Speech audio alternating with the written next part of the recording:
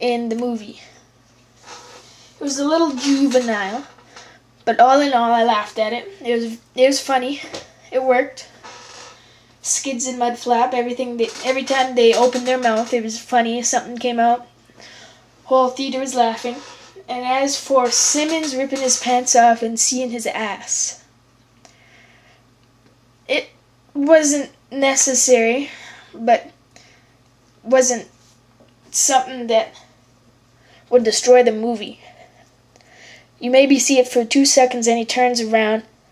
I don't think it deserves the criticism it's getting. Maybe just take it out of the movie, I guess.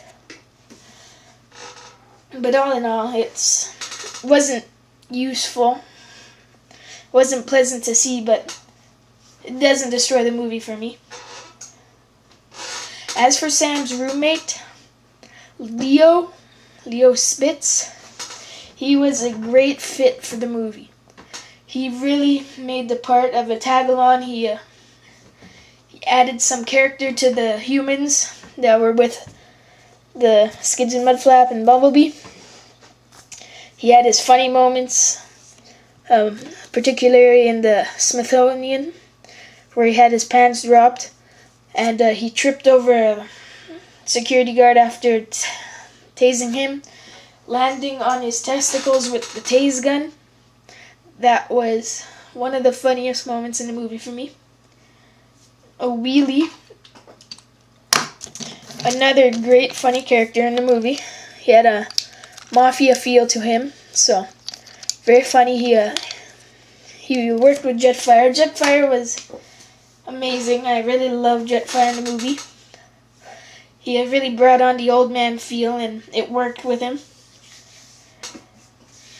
And as for the combining of Jetfire and Optimus, what they did was Ratchet told Jolt to put Electro Whip in Optimus and Jetfire.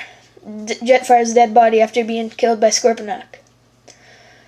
I guess it magnetized Optimus and the parts flew to Optimus. It took 5 seconds.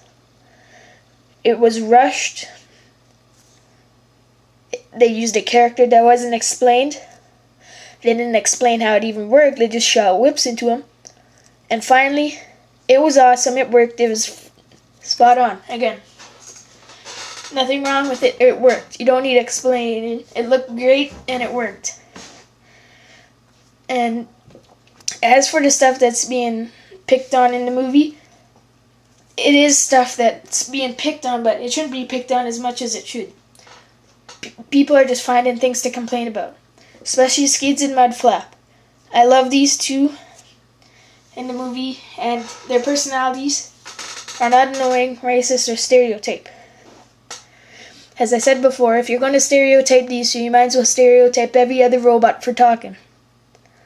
Because every personality is a personality of a human being or something else. So if you're going to stereotype one personality, stereotype everyone. Because if they're being racist to a certain ethnic group, then Optimus Prime talking is being racist to another ethnic group, so you might as well be stereotyped to him. Every robot has to talk. It doesn't matter if their personality is different. It's just robots. It's not even real. But as for the movie, it worked. It's a great sequel. A little anticlimactic. It was long enough for me. I really liked the length. The length worked with me. I never did get bored. It kept me interested. It had different parts here and there with Optimus dying and everything. Kept it interesting. The tone changed a little bit through the movie after Optimus died, but all in all, great movie. The first time you see it, it will be confusing. You will think it wasn't that good, and you will think that it wasn't as good as the first one. But if you see it again, and you look for the fine details and actually appreciate the work they put into it, you will see that this movie is good and it works with Transformers 1. The story is solid, rough around the edges. Everything in this movie is solid but is rough around the edges. As for the characters, there's a little too much robots. As for Bone Crusher showing up, a whole lot of protoforms showing up, and not enough Autobots. And as for Devastator, this is my one only big complaint with the movie. Devastator has balls. They use Devastator for humor in this movie. That really bothered me. A character we really wanted in this movie was used for humor.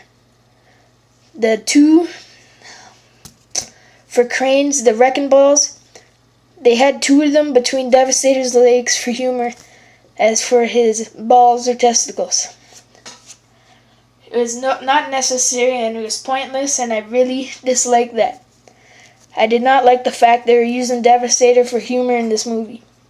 That was a big slap in the face for me.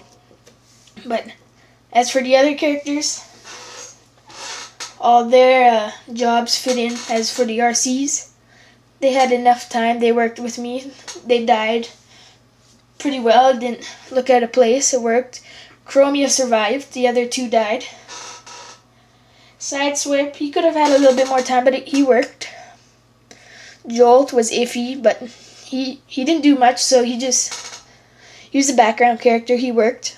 Gave the Autobots a little more people. Ratchet and Ironhide were pretty good. Ironhide had a little more lines, a little more screen time. And as for watching the individual robots transforming, you only see Ironhide, Optimus, Jetfire, Wheelie, Bumblebee, Megatron, Starscream, and Grindor really transform. I think you never see Skids or Mudflap transform individually, like a big transformation scene. A lot of the robots were transformed in the background to save the time and the money. It's a little bothersome, but it worked. As for Rampage, he's red and he's a big pogo stick. And Mixmaster gets killed by Jetfire. Devastator gets killed by the humans with a railgun called the Axiom. The Axiom is the railgun, which is explained in the TrAnSfOrMeRs Revenge of the Fallen the game, which explains a little more stuff from the movie, so I suggest you play the game. It will answer some questions. So the railgun is called the Axiom. And as for the Fallen, he's killed. And as for Starscream, Megatron, they go back to the Nemesis, where they have protoforms who they call hatchlings. And that's about it. A lot of the protoforms were killed. The Constructicons, most of them were killed. I don't know exactly if Long Haul or them got killed. Ravage was skinned by Bumblebee. And all in all, great movie. I suggest you see it more than once so you get a good idea of the movie. This is maybe 2 parts review. I hope you like this review, and I will have some more reviews such as Long Haul, Wheelie.